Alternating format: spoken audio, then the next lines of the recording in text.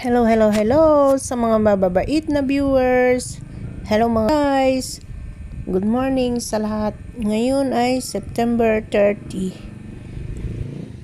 Using ko ang aking tanim na kamatis. Kita nyo naman guys. Ang lalaki na. Yan guys ay 20 days na. Kaya ngayon igagambol ko siya. Sa mga hindi nakakaalam ang ibig sabihin ng gambol, yung gambol, aasarulin yung puno, tatabunan yung puno. Ganun po guys. Kaya, eto ako ngayon. Ganyan ang gawain. Parang pinaglilibangan lang yan.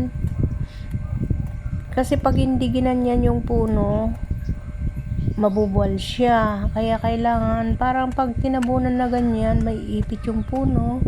Para umulan man, mahangin, lumakas yung hangin, hindi siya basta-basta nabubuwal. Kaya yan, ang gagawin ko sa aking pananim. Mga 25 pieces lang naman yan.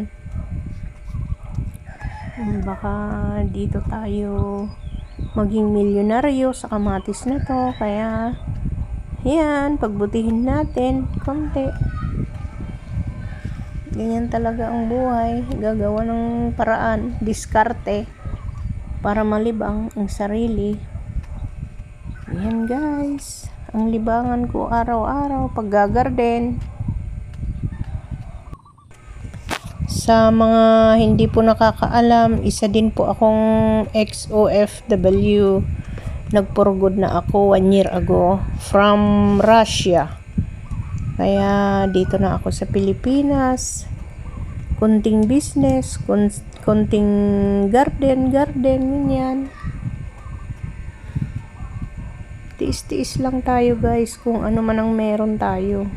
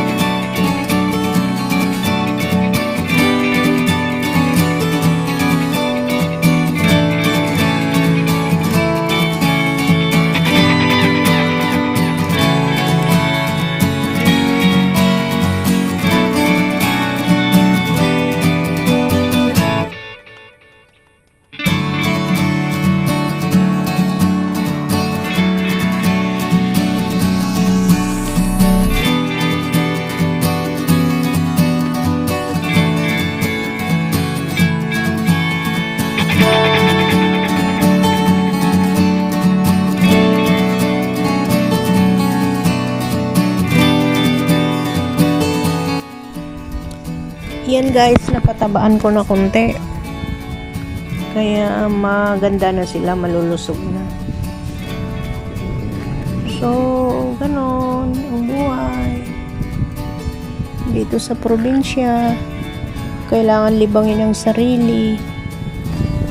Kailangan maging busy para hindi boring. May kunting exercise, ganyan. Merong pinagkakaabalahan. May nagpahingi kasi ng kamatis, kaya ang tinanim ko dyan. At susunod na gagawin ko dyan, lalagyan ko ng tulos para hindi mabuwal. At mamunga man ng marami, may suporta, may suporta sa kanya. May suporta sa kanya. Ganun lang guys, pagtatanim ng kamatis dito sa probinsya.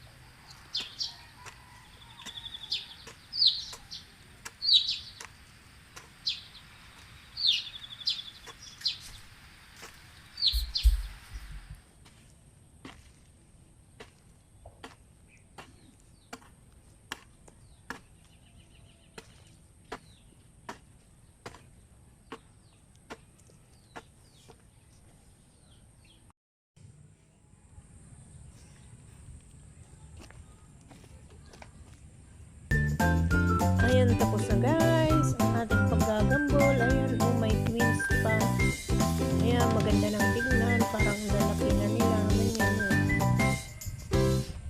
bukas isusunod ko yung tulos na gagawin para sa kanila. So that's all. Sa tabi nito, tatanim din ako ng pecha.